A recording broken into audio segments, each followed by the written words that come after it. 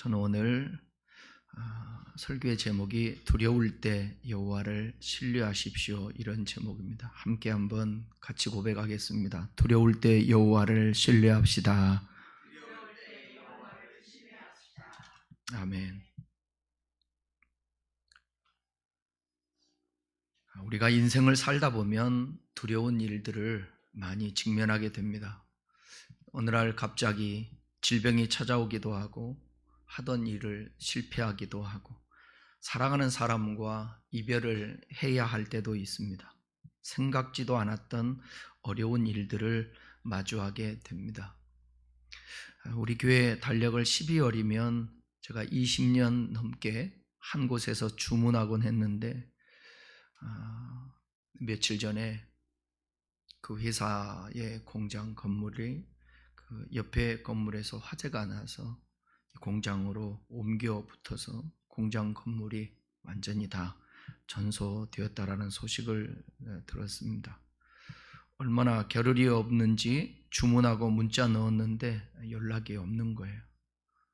밤늦게 11시, 12시쯤 그렇게 늦은 시간에 사람도 아무도 없는 데에 그런 일이 생기고 했기 때문에 연락을 받았을 때에 얼마나 두렵고 놀랍겠습니까?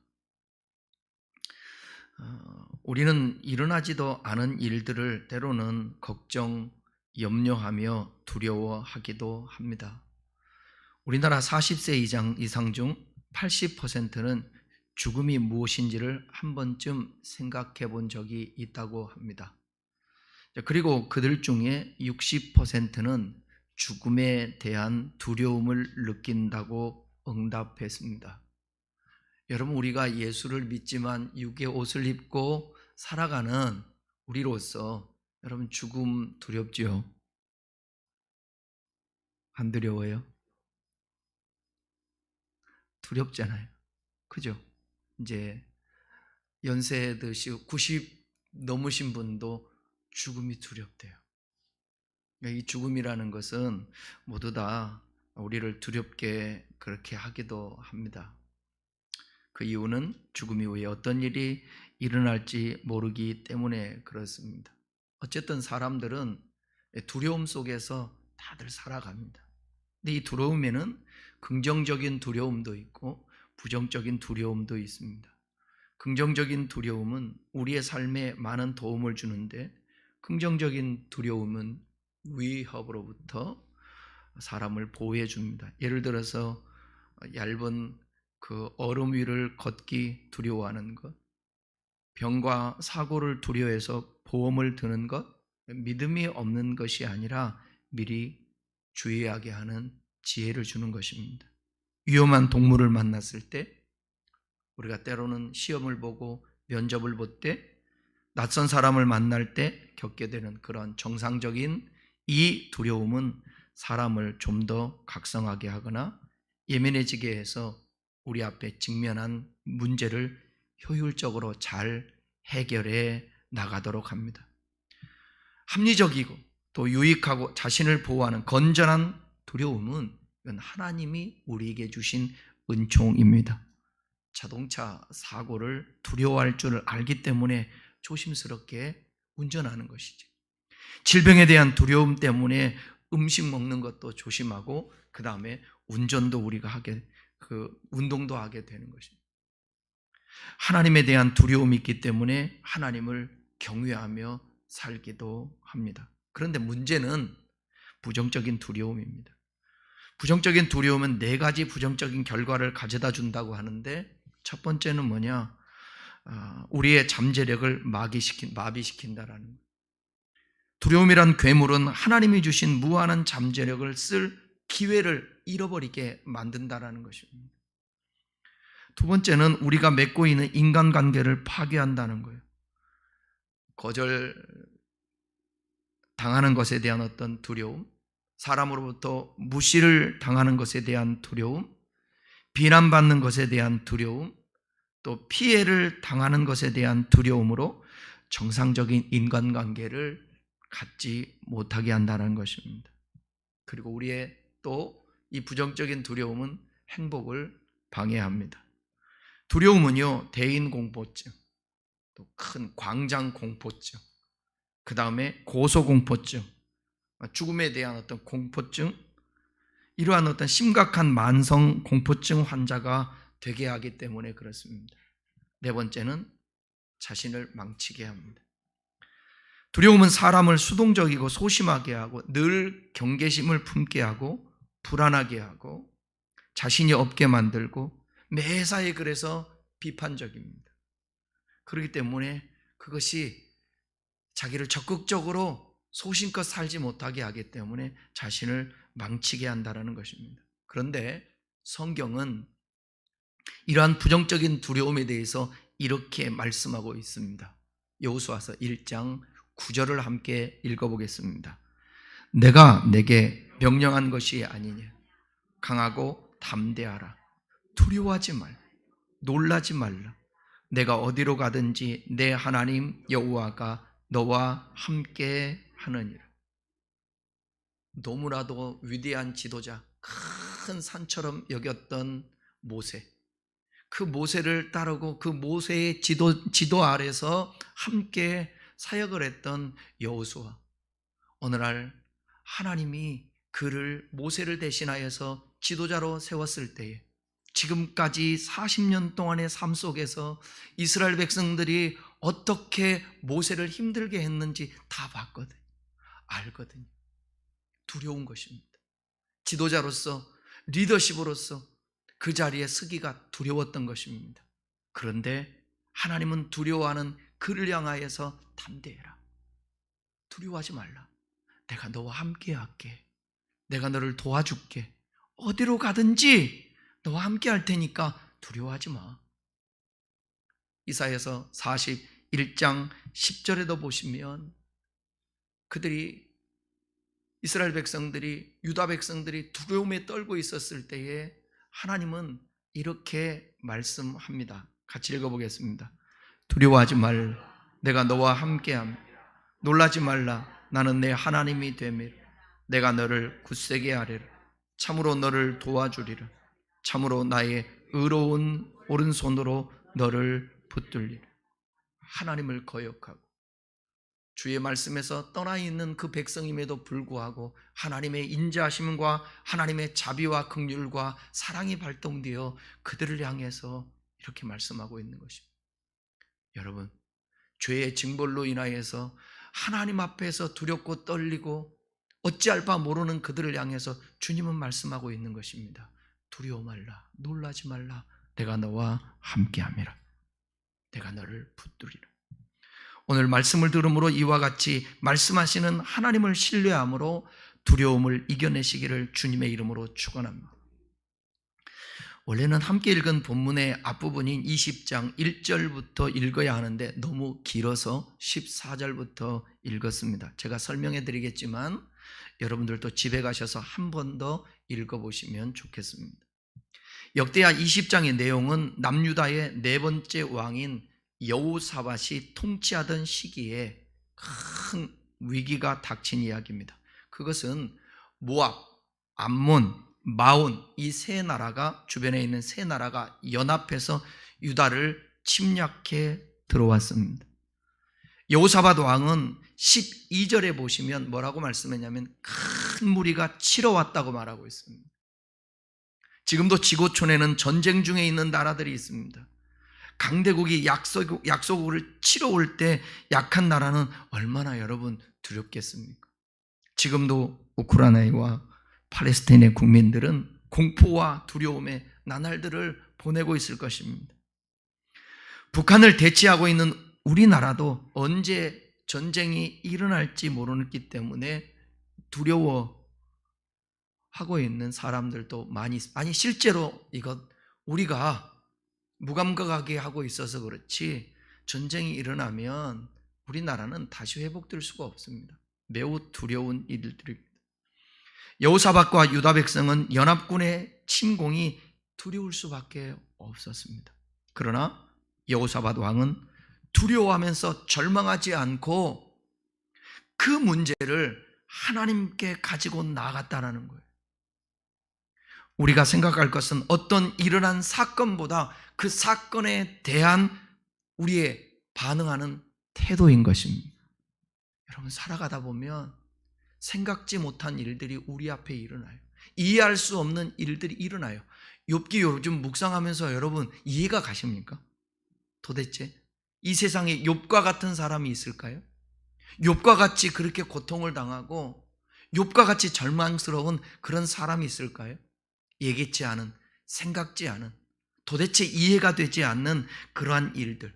그러나 끝까지 그는 하나님을 떠나지 아니하고 하나님과 씨름하면서 자기 생각을 다 표현하면서 끝까지 인내하면서 버티는 것입니다. 우리도 마찬가지예요.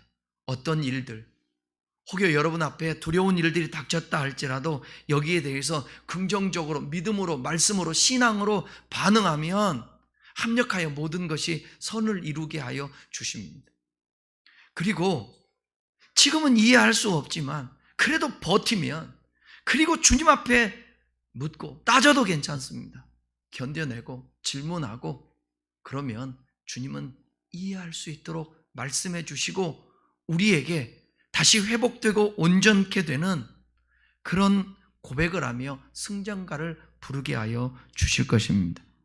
여호사밧과 백성들은 이 전쟁의 위기 상황을 하나님을 신뢰함으로 잘 극복하고 승리하게 되었습니다. 그 내용을 살펴보겠습니다. 오늘 20절 다시 한번 더 읽겠습니다. 20절. 이에 백성들이 아침에 일찍이 일어나 드고와 들로 나갈 때에 여호사밧이 서서 이르되 유다와 예루살렘 주민들아 내 말을 들을지어 너희는 너희 하나님 여호와를 신뢰하라. 그리하면 견고히 서리라. 그의 선지자들을 신뢰하라. 그리하면 형통하리라 하고 하나님이 주신 말씀을 대언하는 것입니다. 여호사밧 왕은 백성들을 향하여 여호와를 신뢰하라, 선지자를 신뢰하라 명령하였습니다. 그리하면 어떻게 된다고요? 견고하게 서게 된다. 그리하면 어떻게 된다고요? 형통하게 될 거라고 말씀합니다. 여기서 우리가 신뢰하라는 이 단어에 주목할 필요가 있습니다. 이 신뢰하라는 이 단어는 히브리어로 아만이라는 단어인데 기본적으로 확실성, 확고함을 나타내는 단어인데 언어상 이 어원을 보게 되면 부모의 강한 팔이 젖먹이 아이를 감싸 안고 보호한다, 이런 뜻이에요. 이 세상에서 가장 보호 본능의 모습을 우리가 생각한다면 젖먹는 아이를 안고 있는 그 엄마가 아니겠습니까?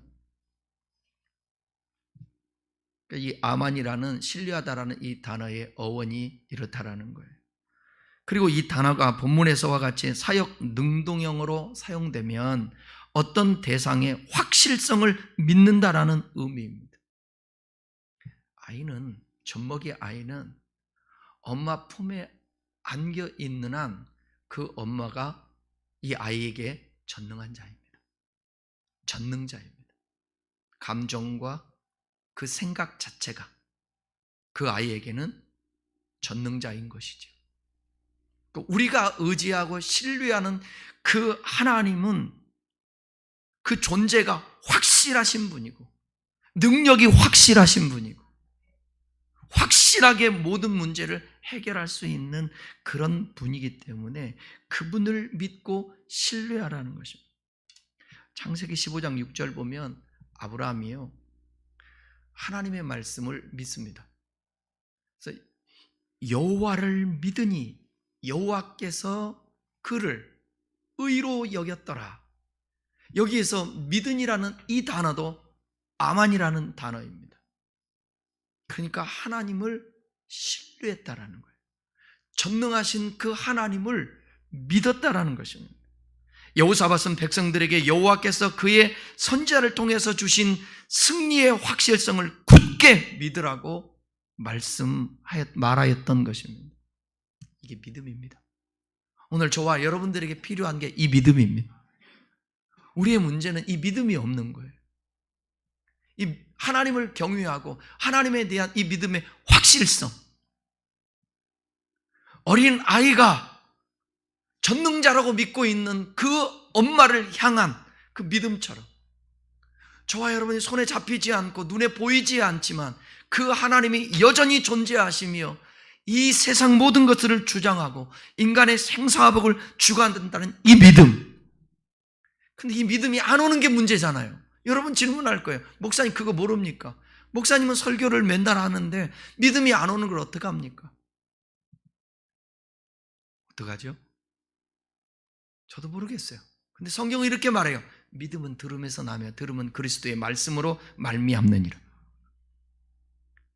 하나님 우리를 기계적으로 역사하지 않습니다. 우리의 의지와 감정과 우리의 태도를 통해서 역사하는 거예요. 그러니까 여러분도 할 부분을 해야 돼요. 우리에게 주신 의지예요. 자유의지예요. 그럼 뭐냐? 성경을 펴들어야죠.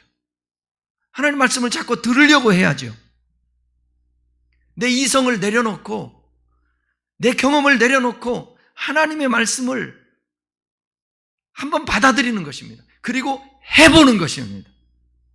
제가 지난주에도 수요일날인가요? 말씀드렸는데 주일날 말씀드렸는데 여러분 능력받기를 원하시고 성령 충만받기를 원하시고 그러면 오순절 마가다락방에 120문도처럼 그 정도로는 해야 되지 않을까요? 그때는 더 강력하게 말씀하셨던 주님, 역사하셨던 주님, 지금 더 우리가 몸부림쳐야 되지 않을까요? 어떻게 일주일에 한 번? 예배? 일주일 동안 살아가면서 성경 한 번도 넘겨보지 않고 기도 하루에 1분도 하지 않고 어떻게 하나님을 신뢰한다고 신뢰할 수가 있겠어요? 그런 감정이 생겨요? 그런 믿음이 생겨요? 안 생긴다는 거죠.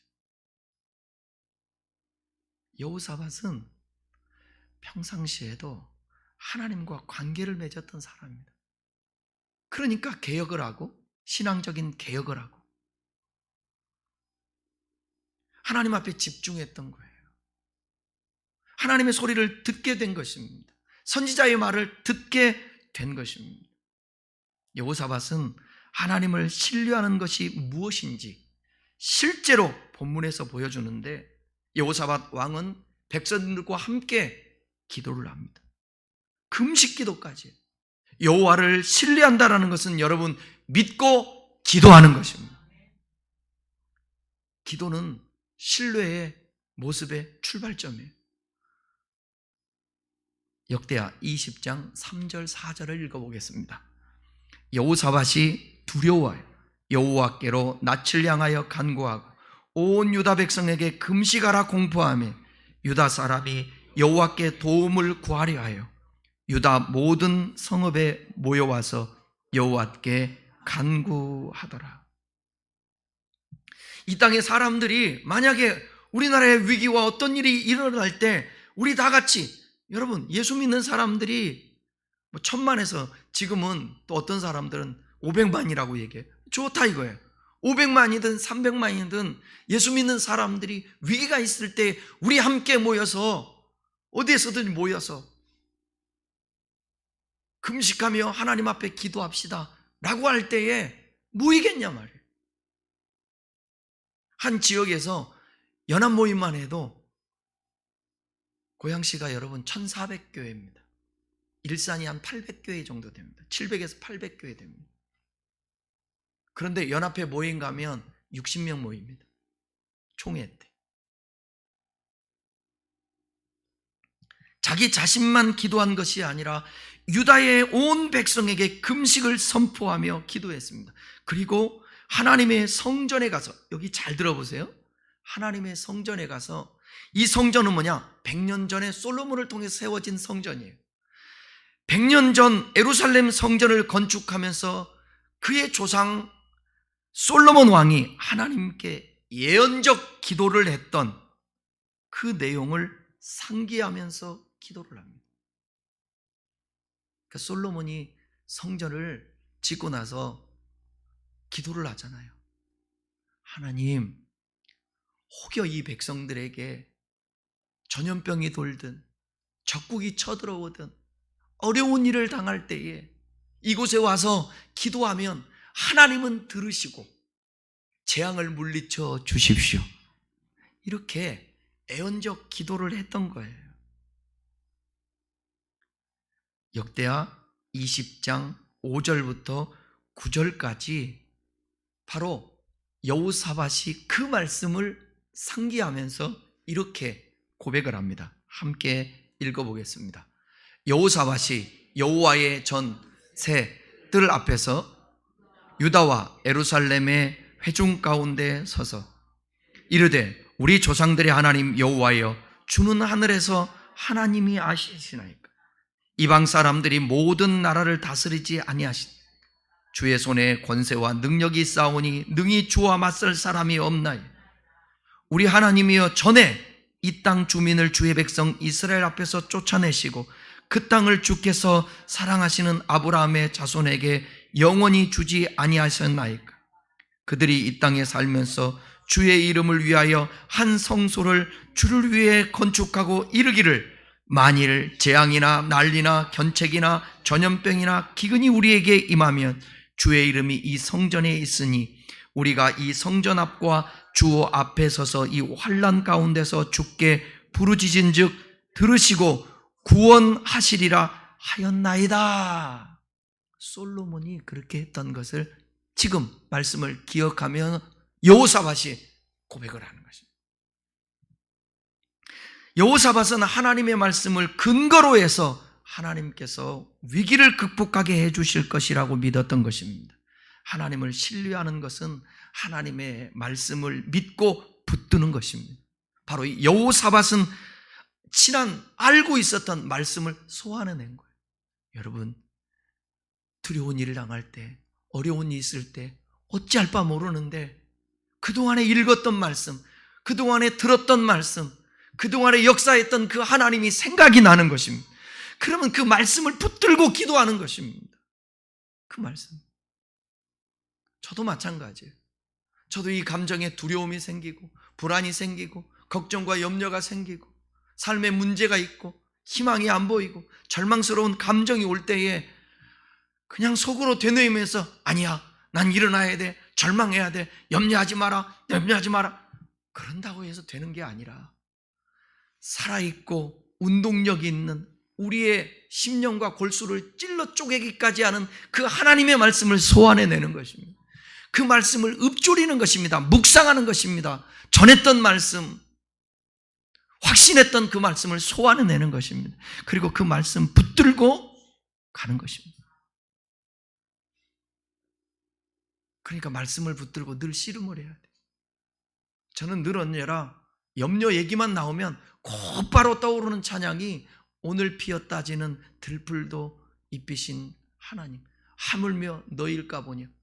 이게 생각나면서 바로 어디가 생각나느냐?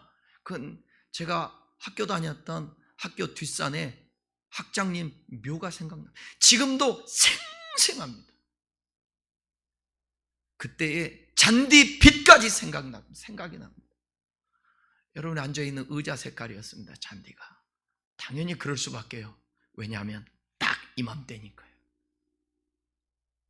이맘때 등록금을 내지 못해서 이맘때 내 기로에서도 마지막 이 등록금이 해결되지 않으면 나는 4학년 2학기 이때 종강 앞두는 그만둬야 되겠다 할 그 시점, 그때 기도할 때에 들에 있는 백합화를 보라, 공중에 나는 새를 보라. 여러분은 그냥 이렇게 담담하게 들을 수 있고 지금은 제가 약간 울먹이면서 말하지만 그때는 눈물입니다. 그 말씀이 확신되었을 때에 하나님은 곧바로 몇 시간 지나지 않아서 그 문제를 해결해 주셨습니다. 사랑하는 여러분, 하나님의 말씀은 나를 살립니다. 하나님 말씀이 여러분을 살리는 거예요. 여러분, 돈이 문제가 있을 때 돈을 누가 주면 해결될 것 같죠? 잠시입니다. 아닙니다. 하나님의 말씀이 임하면 그 하나님의 말씀으로 삽니다. 이제 얘기하지만 여러분, 교회에 어려움이 있었을 때에 제가 거기에 대한 제 마음의 표현을 여러분 한 적이 한 번도 없잖아요. 지금까지. 죽을 것만 같았습니다. 어찌할 바를 알지 못했습니다. 그런데 저를 살렸던 것은 하나님의 말씀입니다. 시편 119편. 하나님 말씀이 나를 살렸도다. 하나님 말씀밖에 없어요. 설교하면서 치유가 되는 것입니다. 생생하게 기억이 납니다. 저에게 말씀하셨던 그 하나님. 그때 제가 이곳을 보면서 김 집사님이 앉아있는 그곳을 보면서 내가 얘기했던 그 순간도 생생히 기억이 납니다. 열왕기상 엘리야가 노뎀나무 아래서 죽기를 구했을 때 하나님이 아무 말 하지 않고 나무래지도 않고 너 뭐하고 있냐 말도 하지 않고 일어나 먹으라. 일어나 먹으라. 너 도대체 뭐하고 있니? 너 그 옛날의 능력, 너 믿음, 그거 다 어디 가고? 너 이 자리에서 노뎀나무에서 왜 죽으려고 그래? 차라리 죽어. 그러지 않고 일어나. 이거 먹고 일어나라. 또 한 번의 하나님에 대한 이해가 저에게 있어서 충격적이었습니다. 하나님은 나무래고 혼내고 너 왜 그렇게 해가 아니라 그냥 먹으라는 거예요. 일어나라는 거예요. 그리고 가라는 거예요. 맡긴 사명 감당하라는 거예요. 그 엘리야는 회복됩니다. 수도 없는 목회하면서 아니면 개인적으로 살아가면서 그 목회자만의 또 다른 그 지도자로서 영적인 리더로서 목회자도 여러분 연약할 때 있고 낙심될 때 있고 힘들 때 있지 않습니까? 무엇으로 일어납니까? 무엇으로? 하나님의 말씀이에요. 하나님의 말씀. 아까 아만이라는 단어 제가 설명해 드렸잖아요. 제가 진짜 힘들고 어려울 때 이 아만의 역사가 있었습니다. 제가 계단을 올라가는데 그 당시에 주일학생인가 중학생인가 한 번도 그런 적이 없는데 제 뒤에서 나를 쑥 이렇게 감싸는 거예요. 목사님 하고. 그게 주님이셨습니다. 그게 아만입니다. 그런 경험들이 축적되면서 믿음이 생기는 것입니다. 하나님을 신뢰할 수 있는 것입니다. 저는 오늘 죽어도 주님은 살아계십니다. 오늘 죽어도 죄송한 면은 있어도 후회는 없습니다. 왜요? 하나님 아버지를 신뢰하고 믿고 여기까지 오고 앞으로도 가기 때문에 그렇습니다.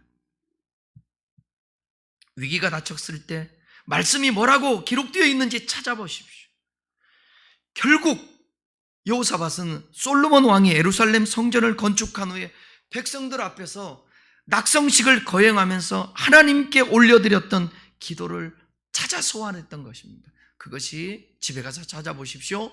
역대하 6장 24절에서 30절에 있는 말씀입니다. 여호사밧은 이 말씀을 붙들고 하나님께 매달렸습니다. 솔로몬의 낙성식 기도의 핵심이 뭐냐? 이 성전에서 주께 간구하던입니다.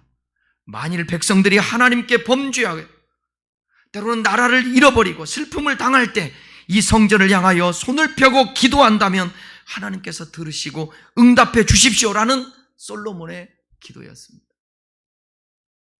이 솔로몬의 기도대로 여호사밧은 하나님의 성전에 올라가서 기도하였던 것입니다. 그리고 손을 들고 하나님께 기도했습니다. 그러자 하나님께서 응답하셨습니다. 문제를 갖고 하나님 앞에 나아갈 때에 하나님의 영이 하나님의 사람, 그 당시에 하나님의 선지자에게 임하게 되는데 레위 사람 제사장 야하시엘에게 임하게 된 것입니다. 이렇게 하나님이 야하시엘을 통하여서 말씀하십니다. 14절부터 17절까지를 좀 길지만 함께 읽어보겠습니다. 여호와의 영이 회중 가운데서 레위 사람 야하시엘에게 임하셨습니다. 그는 아삽 자손 마따냐의 현손이요 여이엘의 증손이요 분야나의 손자요 스가랴의 아들이더라. 야하시엘이 이르되 온 유다와 예루살렘 주민과 여호사밧 왕이여 들을지어다. 여호와께서 이같이 너희에게 말씀하시잖아요. 너희는 이 큰 무리로 말미암아 두려워하거나 놀라지 말. 이 전쟁은 너희에게 속한 것이 아니요 하나님 앞에 속한 것이니라. 내일 너희는 그들에게로 내려가라. 그들이 시스고개로 올라갈 때 요르엘을 들 앞에서 그들을 만나려니고 이 전쟁에는 너희가 싸울 것이 없나 대열을 이루고 서서 너희와 함께한 여호와가 구원하는 것을 보라. 유다와 예루살렘아 너희는 두려워하지 말며 놀라지 말고 내일 그들을 맞서 나가라. 여호와가 너희와 함께 하리라 하셨느니라. 아멘. 여기에서 제가 주목했던 말이 그겁니다. 여호와께서 이같이 너희에게 말씀하시기를 두려워 말라는 거예요. 놀라지 말라는 거예요. 이 전쟁은 내게 속해 있다라는 거예요. 하나님이 주관하겠다, 책임지겠다, 함께하겠다, 해결하겠다. 그것인 것입니다. 그리고 그들을 맞서서 나갈 때에 여호와 하나님께서 함께 하시겠다고 말씀하고 있습니다. 저와 여러분이 두려운 일을 당할 때 하나님께 그것을 갖고 나가서 약속의 말씀을 붙들고 기도한다면 하나님이 그 기도를 들으시고 응답해 주실 것입니다. 유다 백성들이 두려워하지 말아야 하는 이유는 바로 이 전쟁이 누구에게 속해 있기 때문에, 하나님께 속해 있기 때문에. 만약 이 전쟁이 유다 백성들에게 속해 있다면 그들은 막강한 대적들로 인해서 두려움을 느끼는 것이 당연할 것입니다. 그러나 하나님께서 선민 이스라엘에게 주신 약속의 땅 아닙니까? 가나안, 거기에 지금 정착해서 살고 있는데 이것을 점령하려고 이 모압 연합군들이 전쟁을 하려고 쳐들어온다? 하나님이 가만히 있을 수 없다라는 거죠.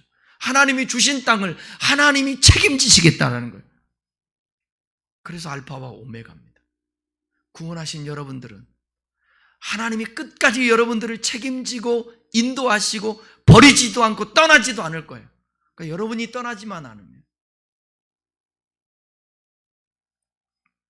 그러므로 이번 이 전쟁의 승리는 보장이 되었고 유다 백성들은 가만히 서서 여호와의 구원을 지켜보기만 하면 됩니다.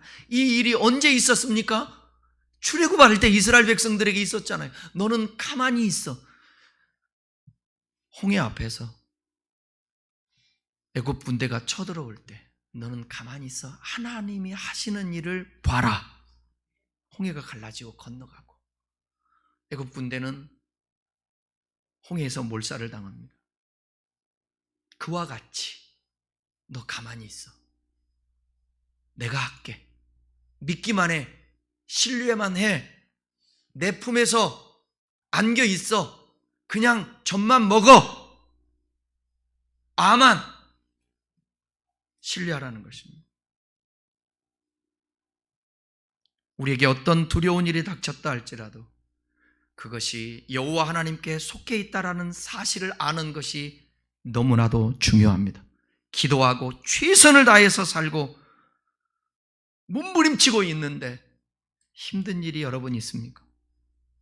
자녀들이 하나님의 말씀대로 잘 자라주어야 하는데 지금 여러분의 눈에서 눈물을 빼고 있습니까? 지금 기도하고 있는데 여러분의 기도를 하나님께서 들으셨는지 듣지 않으셨는지 그저 답답하기만 하십니까? 침묵으로 일관하시는 하나님의 의도를 알 수 없어 고민이 되십니까? 지금 비록 어려움이 있고 우리가 생각하고 기도하는 것처럼 무엇인가 잘 되지 않는 것 같을 때 하나님의 약속을 붙들고 기도하면서 기다리고 인내하십시오. 따져도 괜찮습니다. 하나님께 반항해도 괜찮습니다. 계속 물으십시오. 계속 기도하십시오. 그리고 뭐라고 말씀하시는지 그 주목해야 합니다. 기다려야 합니다. 믿음의 사람들의 삶은 다 하나님께 속해 있기 때문에 시간이 가면서 경험하면서 이해할 수 있고 깨달을 수 있게 되는 것입니다. 그게 욥의 결론이에요. 이제 보십시오. 두려워하지 말고 낙심하지 말고 하나님을 붙들고 하나님을 신뢰할 수 있는 저와 여러분이 되었으면 좋겠습니다. 우리가 잘 아는 성경의 믿음의 장이라고 하면 어디를 말하죠? 히브리서 11장입니다. 보통 믿음장이라고 말하죠.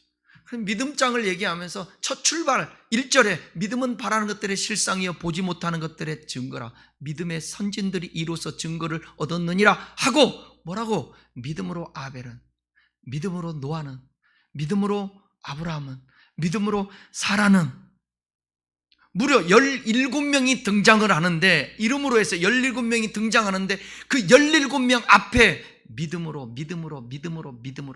말합니다. 그러다가 11장 32절에 가서는 이 외에도 많은 사람들을 또 얘기하면서 이렇게 말해요. 시간이 부족해서 다 기록할 수 없다. 구약의 성도들을, 믿음의 사람들. 그런데 중요한 것은 뭐냐? 이 믿음으로 인정받았던 사람들의 모든 인물들이 고난과 두려운 상황을 다 맞닥뜨리고 살았던 사람이라는 거예요. 그리고 그 상황들을 다 신앙으로, 믿음으로 극복했다라는 거예요. 왜요, 하나님? 100% 설명할 수 없지만 인생이 그런 거예요. 그러니까 어차피 우리의 주어진 삶, 이 믿음의 사람들처럼 우리들도 또 다른 히브리서 11장에 뒤에 인물로서 기록돼야 되는 거예요. 믿음의 사람들 되어야 합니다. 여러분들은 믿음의 선진들이 되어야 합니다. 이 시대의 문제가 믿음의 문제입니다. 신앙만 있으면 모든 것이 다 해결됩니다. 저는 그렇게 믿는 사람 중에 하나예요. 정치, 경제, 사회, 문화, 군사, 교육 모든 면에서. 좀 양보하면 어떠나요? 좀 손해보면 어떠나요? 여러 가지 직업군들이 있죠. 노사 문제도 있죠. 자기들 주장하죠. 손해보려고 하지 않습니다. 예수 믿는 정신이 없습니다.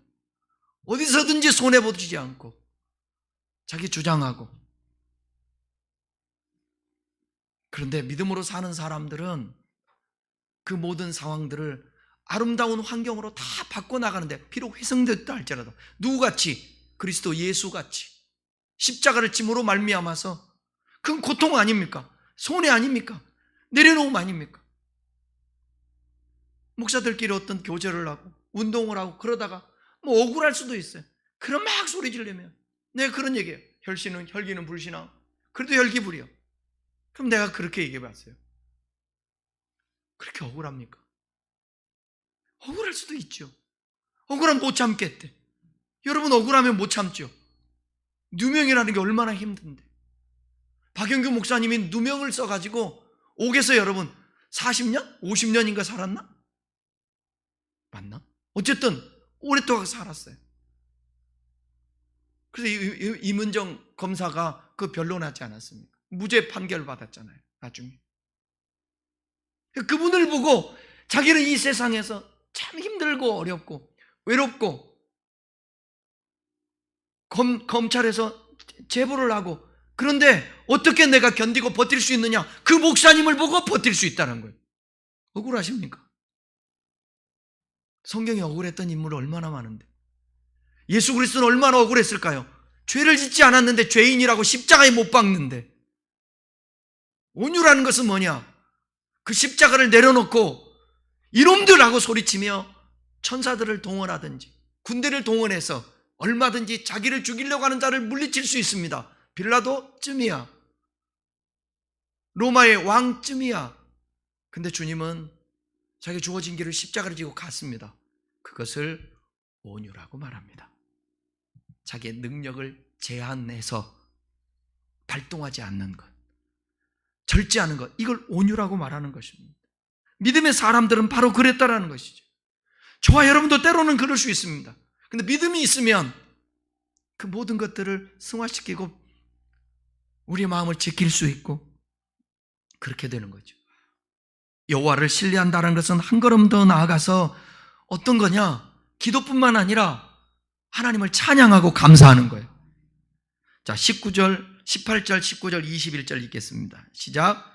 여호사밧이 몸을 굽혀 얼굴을 땅에 대니 온 유다와 예루살렘 주민들도 여호와 앞에 엎드려 여호와께 경배하고 그앗 자손과 고라 자손에게 속한 레위 사람들은 서서 심히 큰 소리로 이스라엘 하나님 여호와를 찬송하니라.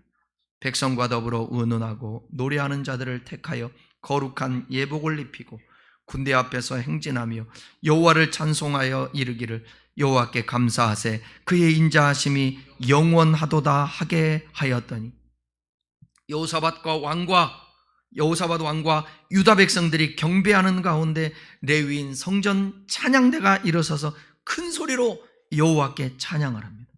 그들은 마치 하늘에 올라갈 정도로 고음을 지르고 예루살렘 성읍 전체가 떠나갈 듯한 큰 목소리로 찬양을 드렸습니다. 그들이 그렇게 여호와를 찬양하였던 것은 국가적 위기를 당한 그 백성들이 금식하고 기도할 때 즉각적으로 하나님께서 선지자를 통하여서 응답해 주셔서 너희들 걱정하지 말아라. 전쟁은 여호와께 속해 있다. 두려워하지 말라. 놀라지 말아라. 구원의 약속을 주신 그 하나님이 믿어지는 것입니다. 그래서 너무 감사의 찬송을 하게 되는 것입니다. 여러분, 전쟁이 있으면 무기들을 준비해야죠. 싸울 준비를 해야죠. 근데 찬양하는 거예요. 그런데 감사하는 거예요. 왜? 하나님을 신뢰하고 하나님을 앞세워 하나님이 싸워주시겠다고 하니까 그 하나님을 높이는 것입니다. 그 하나님을 찬양하는 것입니다. 아직 전쟁이 시작도 되기 전에 이렇게 경배하고 찬양한 것은 하나님을 신뢰하는 믿음 때문입니다. 여러분, 하나님을 믿고 신뢰하지 않으면 찬양할 수가 없습니다. 마음을 지키고 차분해지지 않으면 어떻게 찬양할 수 있어요? 그러니까 이스라엘 백성들이 이 마음이 평안한 가운데 자기 마음을 지켰던 거예요. 지킬 수 있었던 거예요. 왜? 그 말씀을 신뢰하니까. 여러분 힘들 때, 어려울 때, 두려운 일 있을 때 하나님 말씀을 믿고 신뢰하면 마음이 차분해지고 평강이 오는 것입니다. 하나님을 신뢰하고 기도하고 경배와 찬양하며 감사한 결과 놀라운 역사가 일어납니다. 20절, 23절입니다. 시작. 그 노래와 찬송이 시작될 때에 여호와께서 복병을 두어 유다를 치러온 암몬 자손과 모압과 세일산 주민들을 치게 하심으로 그들이 패하였으니 곧 암몬과 모압 자손이 일어나 세일산 주민들을 쳐서 진멸하고 세일 주민들을 멸한 후에는 그들이 서로 쳐 죽였더라. 유다 백성들이 드고와 이 들을 향하여 출발하며 여호와를 찬양하기 시작할 때에 여호와 하나님께서는 신비롭게 역사하기 시작했습니다. 하나님께서 이미 유다 백성에게 17절에서 약속하신 것처럼 남유다 군사들은 모압 연합군과 직접 싸울 필요가 없었습니다. 여호와께서 복병들을 두어서 적군끼리 피차 죽이도록 그들을 혼란에 빠뜨렸기 때문에 그렇습니다. 이게 하나님이 하신 거라는 거죠. 여호와께서 친히 전쟁을 주도하신 결과 적군은 서로 치고받고 싸우다가 자멸을 했습니다. 결론입니다. 사랑하는 여러분, 어떤 두려운 일들이 있습니까? 무엇이 두려우십니까? 그 두려워한다고 그 두려운 일이 없어지지 않습니다. 그 두려움이 사라지지 않습니다. 하나님을 신뢰하십시오. 하나님께 기도하십시오. 여러분이 붙잡을 수 있는 말씀을 위해 하나님 앞에 기도하십시오. 주님 말씀해 주십시오. 그리고 성경을 펴드십시오. 성경을 읽으십시오. 예배를 들으십시오. 예배를 통하여 말씀을 들으십시오. 그리고 찬양하십시오. 그리고 하나님께 말씀을 받거든 감사하십시오. 두려움이 사라질 것입니다. 두려움거리를 해치워 주실 것입니다. 아니, 두려움거리가 해치워지지 않는다 할지라도 두려운 마음이 없어질 것입니다. 우리의 평생의 삶이 하나님을 믿고 의지하고 두려움이 아닌 하나님의 말씀대로 이끌받으어서 귀중한 하나님의 사람으로서 이 땅에 살아가는 동안 주님 없는 자처럼 두려워하거나 걱정, 근심, 불안하며 살지 말고 진짜 믿음 있는 사람처럼 담대하게 기쁨으로 감사하며 평안한 가운데 살 수 있는 저와 여러분 될 수 있기를 축원합니다. 기도하겠습니다.